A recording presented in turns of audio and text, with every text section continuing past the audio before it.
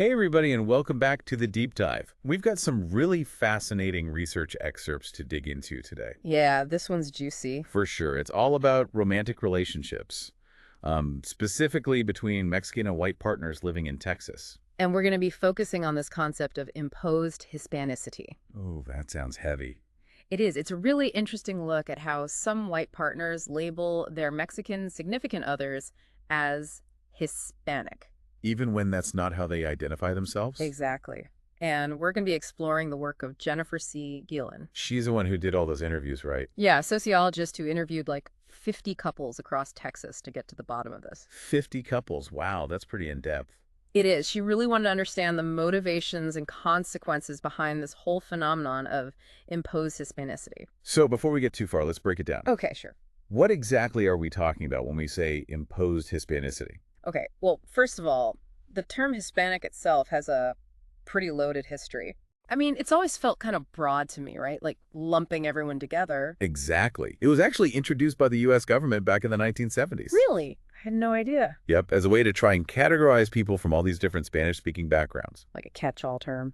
Pretty much. And that right there is where the problems start, Yeah. It erases all those individual and cultural nuances. Like a one-size-fits-all label that doesn't really fit anyone perfectly. Right. And it's important to understand the historical context because it sets the stage for this whole idea of imposed Hispanicity in relationships. So in Gillen's study, did she find that Mexican partners were cool with being labeled Hispanic? Well, what she found was actually a lot of tension around this. Tension, like arguments and stuff. Well, not always outright arguments, but definitely this underlying mismatch Between how Mexican partners saw themselves and how their white partners labeled them. Interesting. So the white partners were using Hispanic even when their partners didn't identify that way? Exactly, and that's what we're calling imposed Hispanicity. And it makes you wonder why, right? Like, what's the motivation there? Well, one of the things Guillen found was that white partners often linked Hispanic to more positive attributes, Like what? like being family-oriented, Okay, yeah, I can see that. hardworking, things like that. Assimilated, fitting in. Exactly. And then on the flip side, Mexican was often associated with these more negative stereotypes. Not surprising, unfortunately. Yeah, like criminality or being undocumented, Oh, wow. even like hypersexuality, that kind of thing. So are you saying it's like they're trying to create this distance? I think that's a big part of it. Yeah. It's like they want to embrace this more palatable version of Latinidad. The good Latinas. Exactly. While distancing themselves from anything that feels too Mexican, too threatening, or too different. Wow. And I bet Guillen's interviews really brought that to light. Well, for sure, there are some pretty powerful examples in there. Like anything that really stuck with you? Let me see. Yeah, there's this one guy, Brad, who described Hispanic women as, thoughtful and modest. Okay, so far so good. But then when he talked about Mexican women, he used phrases like showing it all to the world. Yikes. Yeah, very clearly tapping into those more sexualized stereotypes. It's kind of like they're picking and choosing, right? Which parts of their partner's identity they want to acknowledge. Yeah, and that's where the power dynamics come into play. Because it's ultimately the white partner who's doing the labeling. Exactly. And it's a way for them to kind of control the narrative of the relationship. Making it fit into a box that they're more comfortable with. You got it. Something that feels safer, more acceptable to themselves and their social circles. So even though they're dating someone from a different background, they're still trying to fit that person into their existing worldview? Exactly. And, it's interesting because this whole dynamic really connects to the broader concept of colorblind racism. Colorblind racism? Yeah. Remind me what that is again. It's basically this idea that you don't see race, which sounds good on the surface. Right, like we're all equal Yeah. kind of thing. But the problem is that by ignoring race, you end up ignoring the very real experiences of people of color. And perpetuating the inequalities. Exactly.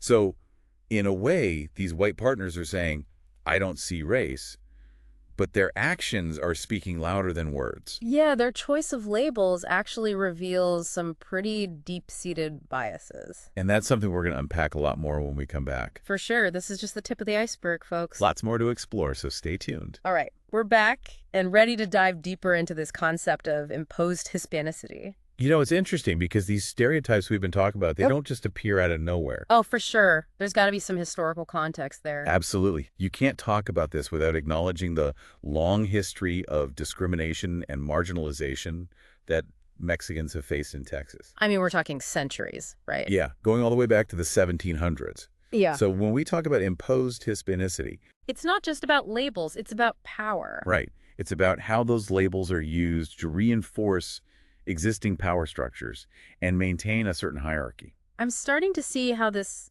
seemingly personal act of labeling is actually tied to this much larger system of oppression. And that's what makes this research so important. It's not just a relationship issue, it's a societal issue. Yeah, it's like these individual couples are playing out these broader societal dynamics right there in their own living rooms. And it can have a real impact on people's lives. I mean, imagine how it feels to have your identity constantly misrepresented by the person you love. It can be devastating. It can lead to feelings of frustration, resentment. Like a betrayal almost. Exactly. Because it's like you're being told that your own understanding of yourself isn't valid. It creates this tension, this disconnect between how you see yourself and how your partner sees you. And how their family and friends see you too, Right, exactly. Mhm. And this constant pressure to conform to someone else's definition of who you are, it can be exhausting. And that's something that comes up again and again in Guillen's research. So the Mexican partners in the study, what did they have to say about all of this? A lot of them talked about this feeling of constantly having to explain themselves, their culture, their identity. Even to the person they were closest to, that's got to be rough. Yeah, it's like this constant emotional labor, always having to educate your partner and justify your existence. And it's not just about correcting a word, it's about fighting for your right to self-define. It's about pushing back against these external pressures that are trying to force you into a box that doesn't fit. I keep thinking about Miriam, who talked about how tiring it was to constantly correct her partner's use of the label Hispanic. Yeah, and Angelica, too, she talked about feeling really resentful towards her husband because his controlling behavior felt so tied to these stereotypes. Like, even though they were in a relationship, they were still being viewed through this lens of prejudice. Exactly, and that's what's so insidious about these stereotypes. They can seep into every aspect of a relationship, even the most intimate moments. It's like you're constantly being judged and evaluated based on these preconceived notions. And that can create a lot of tension and distrust, even in a loving relationship. So it's not just about how they're labeled, but about how those labels shape the entire dynamic of the relationship. And the power dynamics within that relationship. Right, because it's ultimately the white partner who holds the power to define the other. And that power imbalance can be really hard to overcome, even with the best of intentions. So did any of the Mexican partners in the study push back against this? Like, did they challenge their partners on their use of these labels? That's one of the most inspiring things about Guillen's findings. What do you mean? Even in the face of all this, the Mexican partners showed a lot of resilience and resistance. How so? Some of them directly confronted their partners, explained why the label Hispanic felt inaccurate and hurtful. Wow, so they were calling them out on it. Exactly. They were standing up for themselves and reclaiming their own narratives. That takes courage. It does, especially when you're in a relationship where you might feel vulnerable or dependent. So it wasn't just about passively accepting these labels, it was about actively fighting for their right to be seen and understood. And sometimes that resistance was more subtle, Yeah. like they would emphasize their Mexican heritage through cultural practices. Or by speaking Spanish more often? Yeah, or even just by bringing up their family history in conversations. It's like they were finding ways to hold on to their own identity. Even within a relationship where that identity was being challenged. It's like they're saying, I'm not going to let you erase me. I'm going to keep showing up as my full self. I love that. And it speaks to the importance of cultural pride and resilience, even in the face of adversity. It's really inspiring to hear about how these Mexican partners resisted, even in small ways. It reminds us that we all have agency. We all have the power to challenge these harmful dynamics. Even when it feels like the odds are stacked against us. Especially then. This has been such a powerful conversation so far, and I'm curious to hear more about how this research plays out in the lives of these couples. Okay, we're back, and I've been thinking about something. What's that? We've been talking about this imposed Hispanicity thing, Yeah? but I'm curious about the differences between how white men and white women do this, because the research actually shows that they often have different motivations. It's a really important point. It's not just about race. It's about how race and gender intersect to shape these dynamics. So can we unpack that a bit? Like, what were some of the unique ways that white women imposed Hispanicity? Well, one of the things that stood out in the research was how often white women's perceptions were influenced by these romanticized Oh, stereotypes. you mean like the Latin lover trope? Exactly. That idea of the passionate, romantic, exotic Latin lover. It's like something straight out of a telenovela. Right. And those media portrayals, they can really seep into our subconscious and shape how we see the world. So it's not just about individual biases, it's about how those biases are reinforced by this whole cultural narrative. And we saw this play out in the interviews, remember, Courtney? Yeah, the one who was surprised to find out her partner was Mexican. Right. And then she kind of developed this romanticized view of his Mexicanness. Focusing on those traits that fit the stereotype. Exactly. Like his romantic gestures, his passionate nature, all those things that aligned with the Latin lover image. It's like she was seeing what she wanted to see. It's a classic example of confirmation bias. You know, we tend to look for information that confirms our pre-existing beliefs, Even if those beliefs are based on stereotypes. which they often are, and that can have real-world consequences. Because it shapes how we treat each other, right? Exactly. So in the case of white women imposing Hispanicity, are you saying that even those seemingly positive stereotypes can be harmful? Absolutely. On the surface, it might seem like they're just expressing admiration.